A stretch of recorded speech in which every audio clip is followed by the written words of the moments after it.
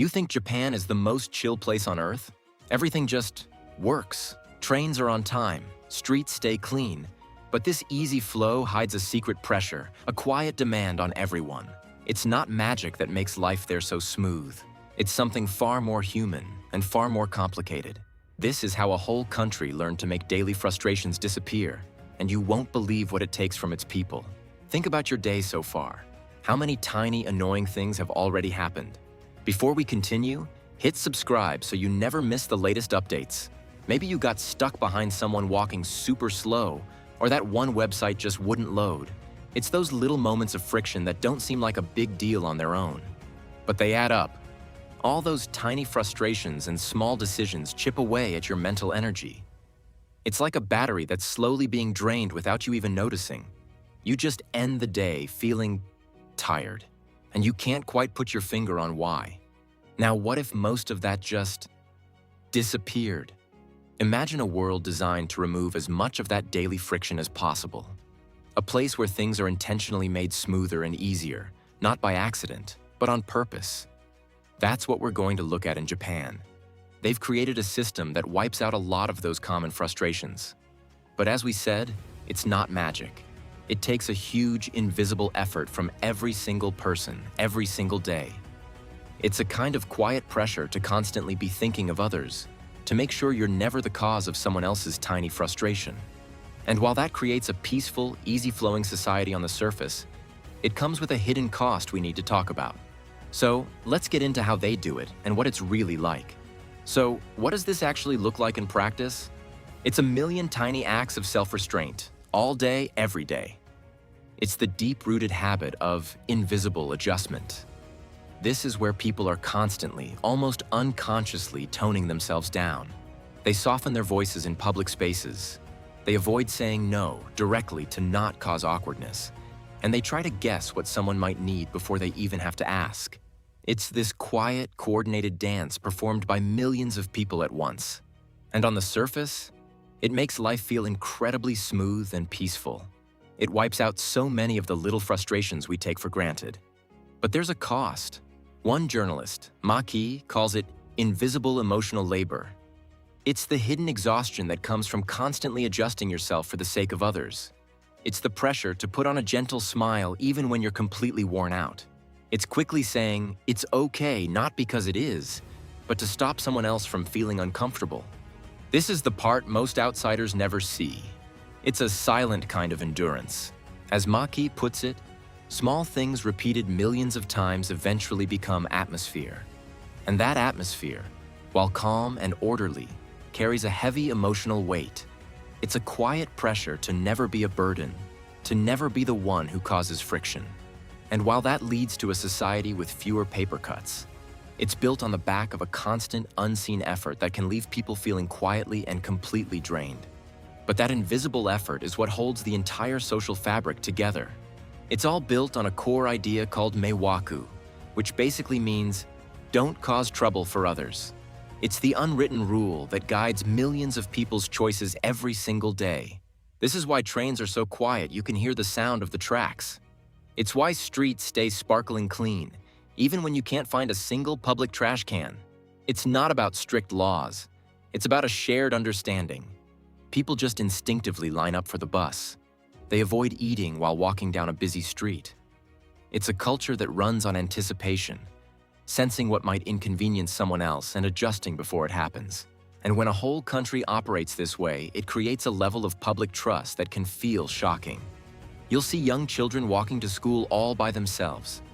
People will leave their laptops and bags on a table in a busy cafe to save their spot, completely confident that no one will touch them. It's a society designed to minimize friction. This even shows up in the smallest interactions. A cashier might wrap a single pastry with the same careful attention someone else would give a precious gift. It's a quiet dedication to making every experience smooth and thoughtful for the other person. Now, a big part of this is just practical. Japan has to squeeze a massive population into a relatively small area. To avoid chaos, everyone has to be incredibly considerate of the space they share. So this calm, orderly world isn't an accident. It's the direct result of millions of people quietly agreeing to soften their edges, to look out for the group, and to never ever be a bother. But this mindset isn't just in people's heads. It's physically built into the world around them. The whole country is basically a masterclass in smart design, and a lot of it comes from a simple, practical problem. Japan has to fit about twice the population of the United Kingdom into a space that's only a little bit bigger. To keep things from falling into total chaos, they have to be incredibly clever about how they use every single inch of space. This is where their famous minimalism comes in. It's not just about having clean, white rooms. It's a deep cultural idea. There's a concept called which is all about appreciating the space between things. Instead of filling every corner with clutter, the design values the empty space. It gives everything room to breathe, which in turn gives you room to think. This philosophy shows up in how people live too. An idea called seiri saitan basically says that every single object you own should have a clear purpose and a specific home. It's not about owning nothing. It's about owning fewer, better things that you actually use and value. Think one amazing handcrafted kitchen knife that you use every single day, instead of a drawer full of 10 cheap ones. When you apply this thinking to an entire country, you get an environment that just works. Everything is designed to anticipate what people need and to get rid of problems before they even happen. It's why the trains arrive down to the second.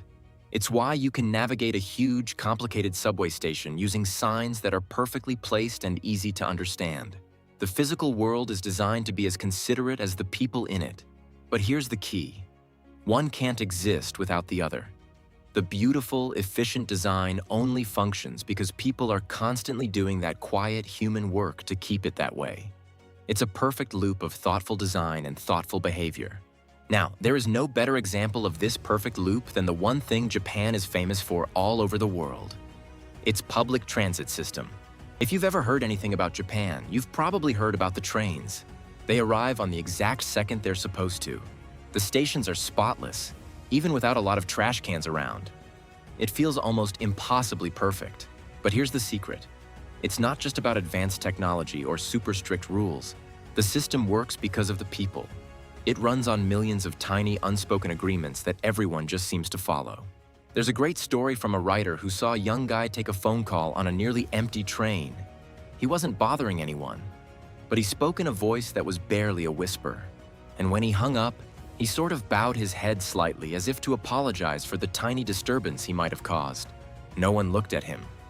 No one complained. No one had to. He just knew. He softened his own edges before anyone even had a chance to get annoyed. And that's what happens all day, every day, across the entire country. It's a society that runs less on rules and more on anticipation. People are constantly thinking ahead, trying to predict how their actions might affect the person next to them, and adjusting before there's even a problem. It's the same reason you almost never see anyone eating or walking on the train. It's not illegal, it's just considered a little impolite, a little inconsiderate to others sharing the space. So people just don't do it. That's the real engine that makes the whole system work. The flawless design of the trains and stations is only half the story. The other half is the quiet, constant human effort of millions of people who have agreed to make the journey smooth for everyone. Now let's shrink the scale. Forget the massive train networks for a second, and let's look at something you can find on almost any street corner in Japan: the humble convenience store. You probably think you know what a convenience store is. A place for a late-night snack and a sugary drink, right? Well, in Japan, they've taken that simple idea and turned it into an absolute art form. They're called konbini, and they are temples of efficiency. Step inside, and the first thing you notice is the quiet logic of it all. Nothing is random. Every single item is placed with a purpose. The entire store is designed to get you what you need with zero frustration, anticipating your path from the door to the counter and back again. This is a direct result of a culture that has to be smart about space. When you don't have an extra inch to spare for junk, you get very good at getting rid of anything that slows you down or gets in the way. The konbini is the physical proof of that mindset.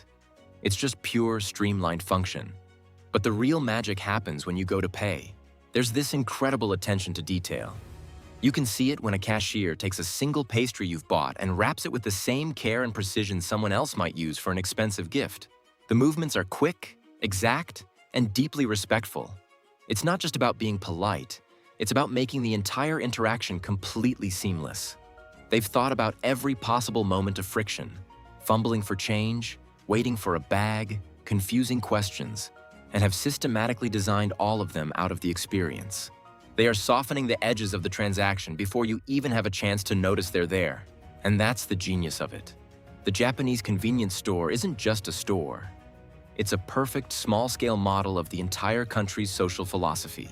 It's built on a foundation of quiet coordination and an unending quest to make daily life just a little bit smoother for everyone involved. But all of that smoothness, all of that quiet coordination, has to come from somewhere. It's not just about rules or design. It's powered by a constant, invisible effort happening inside millions of people at once. One Japanese writer described it as an invisible adjustment. It's this deep-seated habit of softening yourself before anyone even has to ask. People lower their voices, find gentle ways to say no, and try to sense a problem before it happens, just to smooth things over for others. She shared a story about seeing a young man on a train, clearly exhausted in his work suit. His phone rang and he took the call, but he apologized in a voice so quiet it was barely a whisper. No one was looking at him. No one had complained. But the pressure to not be a bother was so ingrained that he was already managing a problem that didn't even exist. The whole system runs less on rules and more on that kind of anticipation. And that takes a massive amount of energy. This constant self-monitoring is a kind of emotional labor. People will apologize before they even ask for help, or offer a gentle smile when you can see they're completely worn out. It's all to avoid burdening anyone else with their feelings. As that same writer wondered, how many people are just quietly tired? Not in a big, dramatic way, just tired from constantly adjusting themselves for everyone else. That's it for today. Like the video, subscribe to the channel, and stay tuned for more updates you won't want to miss.